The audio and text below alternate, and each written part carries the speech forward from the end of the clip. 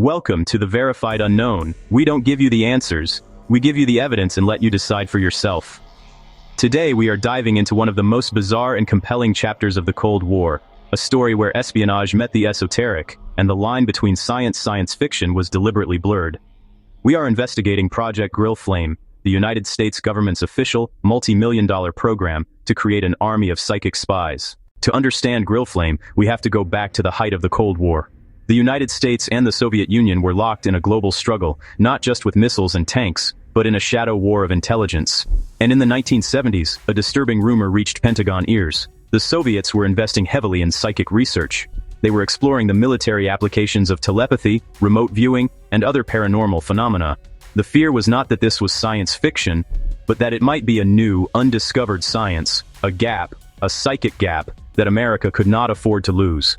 So, in response, the U.S. intelligence community did the only thing it could. It decided to build its own psychic unit. This wasn't a single rogue idea. It was a consolidation. Project Grill Flame, established in 1978, brought together two earlier, smaller efforts. The CIA's Project Scanate, which stood for Scanning by Coordinate at the Stanford Research Institute, and the U.S. Army's own program, Project Gondola Wish. Grill Flame was placed under the joint management of the Defense Intelligence Agency, DIA, and the Army's Intelligence and Security Command, or INSCOM. Its official, blandly named military arm was the Insight Branch, stationed at Fort Meade, Maryland. Its mission, however, was anything but bland. If you're finding this journey into the hidden world of psychic intelligence as fascinating as we do, please help us keep the evidence coming. Hit that like button, subscribe to the Verified Unknown, and ring the notification bell. You won't want to miss what we uncover next. Now back to how one actually becomes a psychic spy. So what exactly were these psychic spies doing? They weren't staring into crystal balls. They were practicing a controlled, protocol-driven technique called remote viewing. Here's how it typically worked. A target would be selected, let's say a secret bunker in Siberia. The remote viewer, sitting in a quiet room at Fort Meade or SRI, would be given nothing but a set of random computer-generated coordinates. No name, no location, no hints. This was to prevent the conscious mind from guessing or imagining. The viewer would then enter a relaxed, meditative state, aiming to quiet their conscious thoughts and access their subconscious. In this state, they would verbally describe the images, sensations, sounds, and even smells that came to them. A monitor, or interviewer, would be present to record everything, ask clarifying questions, and help the viewer sketch what they were seeing. The results were often a jumble of impressions, a sense of cold, the smell of diesel fuel, a curved metallic structure, the feeling of being underground. These fragments of data, called ideograms, were then analyzed and compared against real-world intelligence. The program recruited both gifted civilians and military personnel. Key figures included Ingo Swann, an artist and renowned psychic who helped develop the formal protocols, and Joseph McMonigal, one of the Army's most successful viewers, who was officially awarded a Legion of Merit for his exceptional contributions to intelligence. Contributions we now know were largely psychic.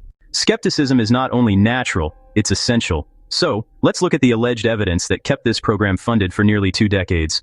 What did Grill Flame supposedly accomplish? One of the most famous cases involved a massive Soviet construction project. Remote viewers described a gigantic, unusual structure, which they called the Big Stack. They provided detailed sketches of immense gantry cranes and a building of staggering scale. When U.S. satellite imagery was later directed to the coordinates the viewers had worked from, it confirmed the existence of a massive new Soviet submarine construction facility. The descriptions matched. In another instance, U.S. intelligence was trying to locate a crashed Soviet Tupolev 22 bomber in the dense jungles of Africa. Conventional search methods had failed. According to reports, remote viewers from the program pinpointed the wreckage's location, allowing a recovery team to be sent in. Perhaps the most stunning claims involve what's called outbound remote viewing.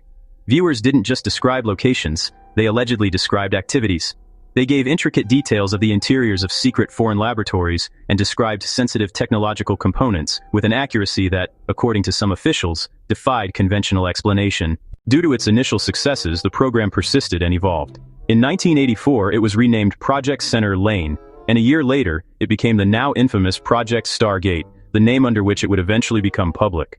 But the controversy was always there. Within the intelligence community, it was a subject of deep division.